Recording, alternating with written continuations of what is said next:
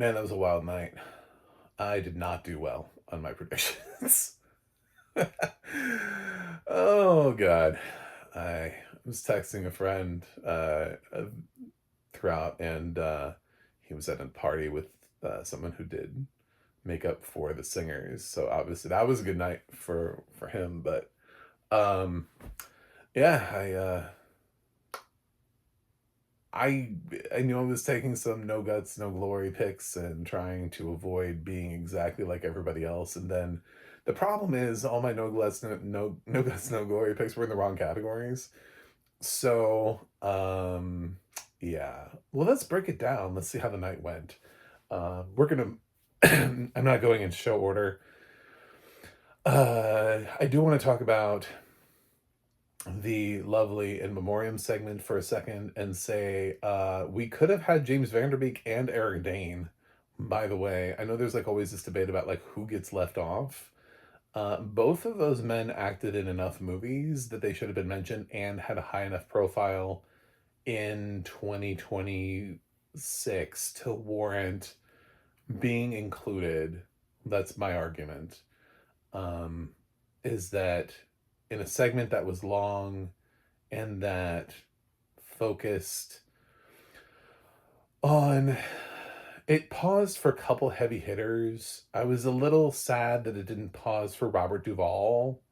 Um, Given the fact that we stopped for Diane Keaton, also kind of nodding to Catherine O'Hara. We stopped for Robert Redford and Barbara Streisand sang, and this big thing for Rob Reiner. um, and Robert Duvall is, you know, kind of a legend as well that also passed within that year. I've also forgot we lost Val Kilmer. Like, damn. But yeah, in the same calendar year. But yeah, I would have put them in. They were in enough movies to qualify for it. And because of their situations and their advocacy towards the end, I think they brought a lot more attention to their causes. Uh, and it was just kind of weird. And you could have had them, they were doing this thing where they were pretty much doing like almost like two at a time. And you could have had James Vanderbeek and Eric Dane sort of like in the same frame as two people who died too young, too recently, and both from illnesses that they tried to raise awareness about. Anyway, so I'll shame the Oscars to start with because I'm going to shame them again. So starting off with live action short, which was Conan was like, "Thank you for destroying 23 million Oscar ballots." I think because I mean, like, I don't know Gold Derby and awards expert, but I think because you can only pick one winner, I don't think you can pick. I don't think you can tie. I don't think these strike because it's so rare when it happens. That I don't think you actually can pick a tie. So I think they if you got one of the two, you probably got 100% because if you manage to get all of the questions right and you got one of the two that won, the fact that you didn't predict a tie on a site that doesn't let you predict a tie, I don't think is going to be held against you. By the way, but I got this category wrong. I picked a friend of Dorothy, and of the two winners, neither of them were that. I've seen the singers. I couldn't get myself there to actually pick it because I just don't think it's that extraordinary of a movie. I did toy with the idea. For me, I thought it was between this and um, two people exchanging saliva, but which did end up winning one of the two spots. Anyway, which has actors behind it and everything, and should have clocked that that was going to be the one. So I missed that category. 0 for 1. Coming up next, animated short. I picked Butterfly. It was Girl with the Pearls, which was very much in contention. From everything I could see, people were picking between Butterfly, Girl with the Girl Who Cried Pearls, and Retirement Plan. The other two films seemed to be dead, but those were the three that people were largely choosing from. And I actually thought Retirement Plan was in second. I thought that was going to be maybe the spoiler here. So I lost this category. Most people lose the shorts. They bemoan it. The people who study Oscars and get right down to the formula can get all of them right and then miss all the shorts, which is hilarious. Although, even though I'm over two, I did get documentary short right because All the Empty Rooms thankfully won Best Documentary Short, like I predicted it would. Thank you, Netflix, for championing this documentary and pushing it through. Netflix won two of the three short categories, so not a bad night for them. So now one for three. Moving into visual effects, my pick was Avatar, and the winner was Avatar. Um, so that one was easy. I don't. I hope everybody got that. If you went with something else, why? So that was two of four. Best sound went to F1. That was also my prediction. So now I'm three of five. Um, I I thought it made sense, and I guess they did too. Best original song, Golden from K-pop Demon Hunters won. That was also my prediction. So that puts me at four of six. Yeah, we're counting up here. Gotta remember my count. Four of six. And I like their performance. Lie to you. Everybody thought it was weird that they weren't performing all five songs. But whatever. Live anyway. Um Best original score, Sinners, was also my prediction. So that moves me into five of seven. Doing pretty good. And then I hit a brick wall here on hair and makeup. Now I thought somebody one of my friends texted me and was like, "What's your biggest no guts, no glory prediction?" I was like, "I feel like Sinners for makeup," because I was overclocking Sinners because I also had Sinners in picture. It's a fun night for me, um, and I thought if Sinners is going to, it's going to take categories that's not expected to, which it did. It took a category that most people didn't think it was going to take, um, but this was not that. This ended up being the Frankenstein sweep that most people were like, Frankenstein's not going to win all three of these categories, right? Right? Wrong. So for hair and makeup, I had Sinners. It was Frankenstein. Was it put me at five of seven? Five of seven. Five of eight. Five of eight. And then costume design, I also had Sinners because of Ruthie Carter, who's been doing really great work with um, Ryan Coogler thus far. I thought her work on Sinners would be recognized. It was not. So now I'm five of nine because it was Frankenstein. And then we can move into production design, where thank God I did leave Frankenstein alone. So then I'm now six of 10.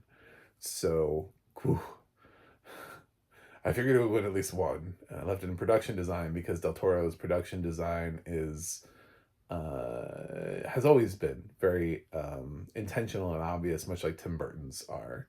Those two people that have very distinct visual styles that when they get nominated in production design, you just go, huh, I feel like we have to seriously consider this here.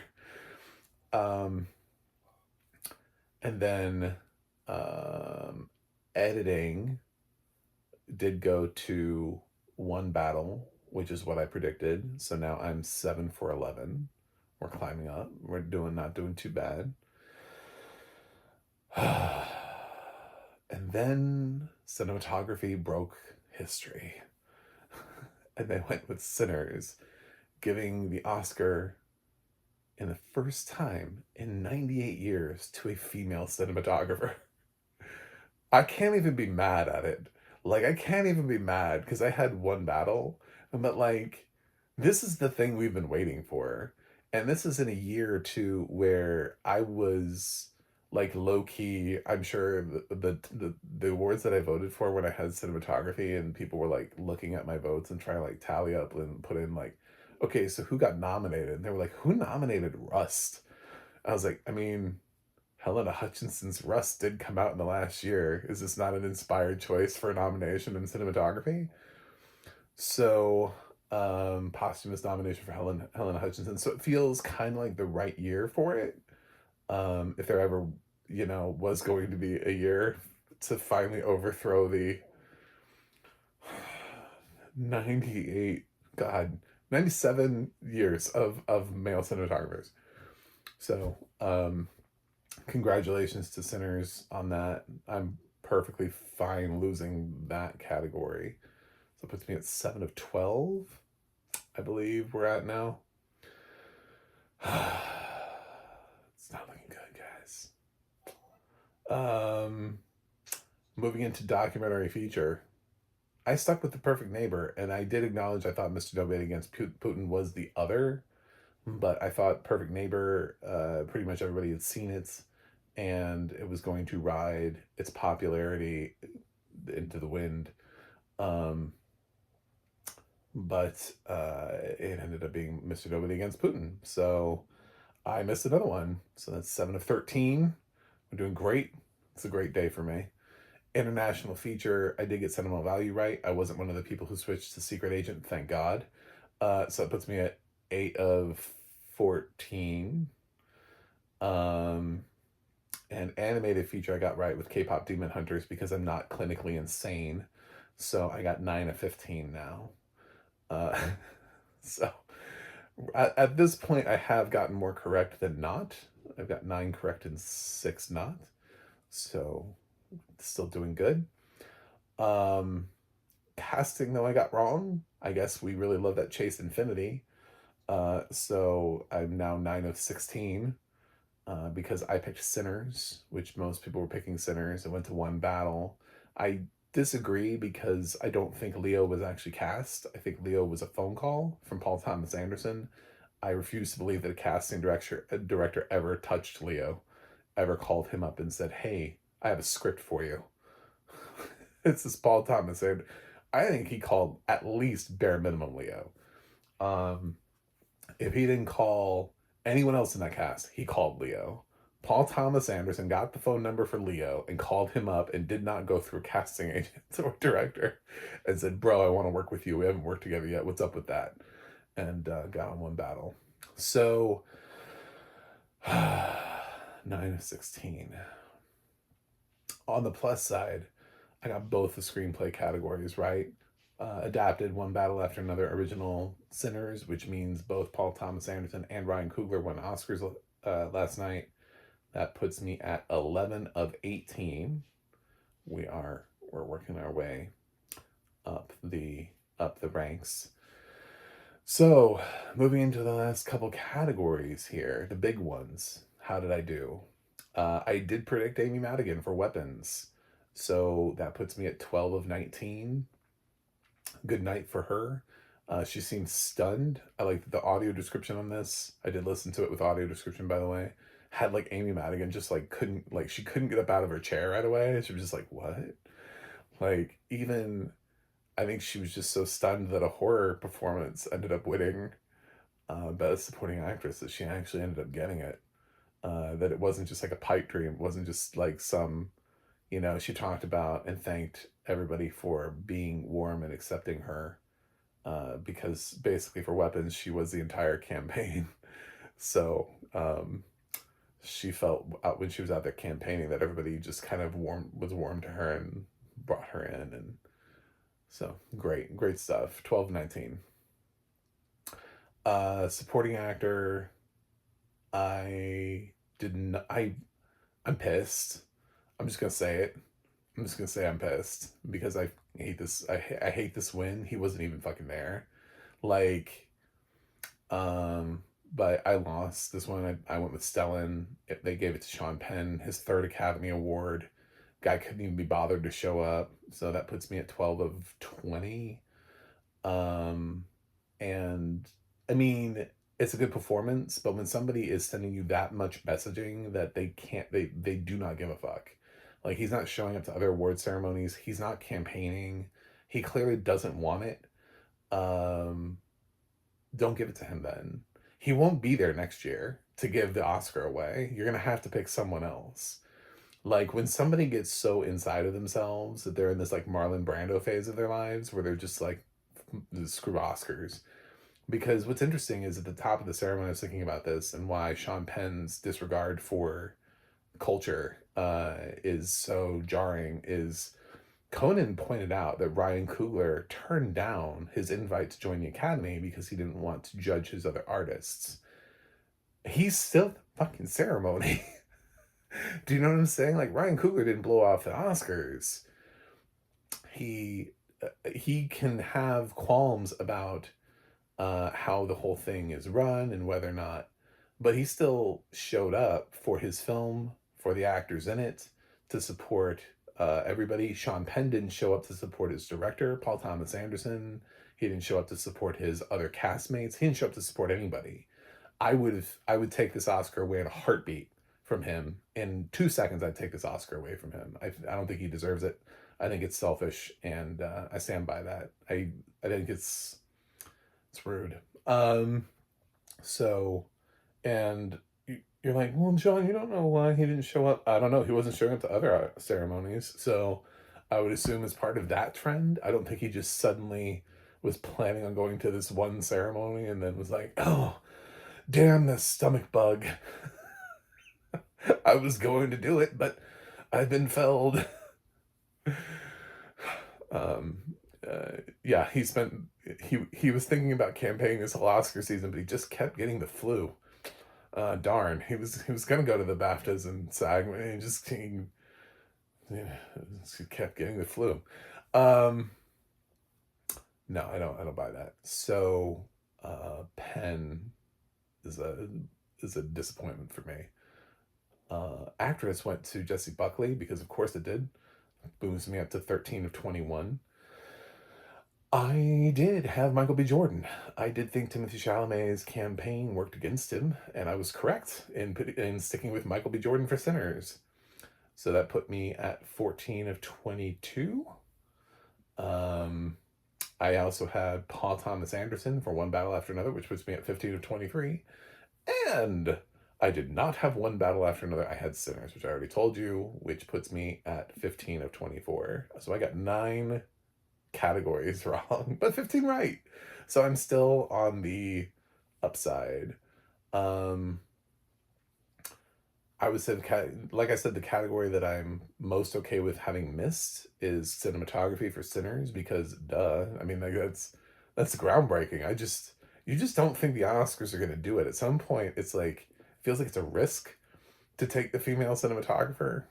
Especially with Sinners, which was a lot of like internal cinematography, a lot of stuff inside the juke joint. I just didn't think that would be the film to do it. But I think we had a female cinematographer for Elvis that made a little bit more sense 2 years ago. Yeah, 2 years ago. And that didn't happen. So yeah, cool. I'm fine. I thought that was a great surprise win. But otherwise, I'm not. I mean, I don't care that One Battle won. It was between One Battle and Sinners anyway. Like, everybody was choosing between those two, so you either picked Sinners or One Battle, and I just leaned a little bit harder into Sinners. I don't hate Frankenstein. I just truly didn't think it was going to win all 3 categories. So, for the most part, I don't know, Miss Nobody Against Putin. Not mad at the documentary for winning. So I don't really, there isn't anything else where I'm like, ah, that shouldn't have won. I don't have strong decisions. I didn't actually watch any of the animated shorts, so I don't care. And then live action short, whatever. Like, who cares? So I don't care that I lost that. It's just, there's the biggest one is Sean Penn that I'm mad about, and that's it. So the rest of them is like, somebody cool won. But there were so many awesome choices in supporting actor that for them to go for Sean Penn when this was their opportunity to give it to Stellan Skarsgård, because they didn't even nominate him at SAG. They didn't nominate any international actors at SAG. Delroy Lindo, this was their opportunity to recognize him. A lot of people thought, unfortunately, that because of what happened at BAFTA, that would push him as a surprise win into this category. I didn't really hear too much Jacob Elordi Benicio's out there in the picks, but I did hear a couple of people trying to throw Delroy in there as the big surprise of the night. What's the biggest surprise? Sinners. I mean, that's got to be, right? Female cinematography winning an Oscar. Yeah, that has to be the biggest surprise of the evening is Sinners for cinematography. Even though there's a tie, that is how.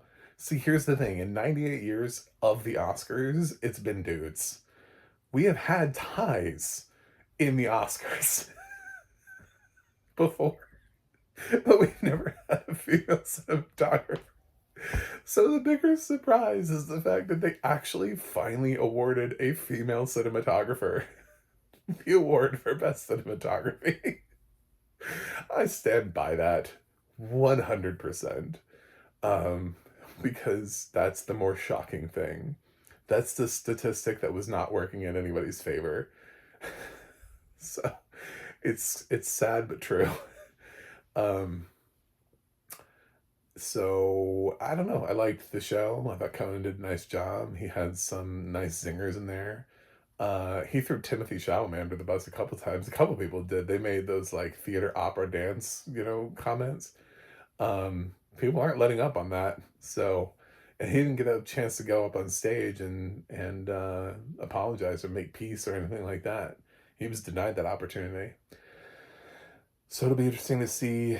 I think he'll win an Oscar eventually one day, but he needed a little bit of an ego check being this young and this cocky, and it's sort of not resonating with voters quite on that level. But Michael B. Jordan, what a beautiful speech. He honored everybody that he needed to, and excellent. So that's it. Those are my Oscar thoughts for the evening. I don't think there's anything else that I'm missing. Like, should we talk about blank? I thought the audio description was better during the show than the red carpet. The red carpet is kind of like madness when you're doing audio description because they're talking the whole time and somebody underneath it is trying to describe the dresses everybody's wearing, and they're trying to describe, like, they'll be in split screen talking to one person, but somebody else will be walking the red carpet. So while they're interviewing someone, they'll be talking about somebody else who isn't talking, but is walking the red carpet and trying to tell us what they're wearing. And that was kind of weird. So, yeah, I don't know. Anyway, I thought Billy Crystal's Rob Reiner tribute was very nice. I know Corey Feldman was upset that he wasn't invited to participate in that. And looking at the film, at the people who were invited, it was Billy, Meg, Kiefer, who I think is representing. I think he's representing both What a Few Good Men and wasn't he also in Stand By Me? Am I crazy? Isn't he also in Stand By Me? I think he is. But it was those three. There was somebody from Spinal Tap. It was sort of an odd conglomeration of people. It wasn't like everybody was represented, or at least the audio description didn't clock them all. Maybe that was the problem. I was like, where's Kathy Bates? Get Maddie Matlock up on stage. And Michael Douglas, Annette Bening from American Presidents. I just felt like the representation was weird, and maybe Corey Feldman has a point of like, why wasn't he invited? It's like, it did kind of feel like, why are these the people? Michael McKean was the one I was thinking of. Anyway, but yeah, I'm rambling at this point. Thanks for watching. Thanks for subscribing, and I'll be back with my early 2027 predictions in probably like a month. I don't know, I'm gonna let it marinate. I don't even know what's coming out this year, to be totally honest. I've been so focused on this. Somebody would be like, what's winning picture? I'd be like, I don't know, Clayface, Moana, Supergirl, something that's I've been advertised a lot that I actually know is coming out. I don't know the small movies that are coming out this year, the ones by auteurs that have an actual shot of winning Academy Awards. Anyway, see you guys then.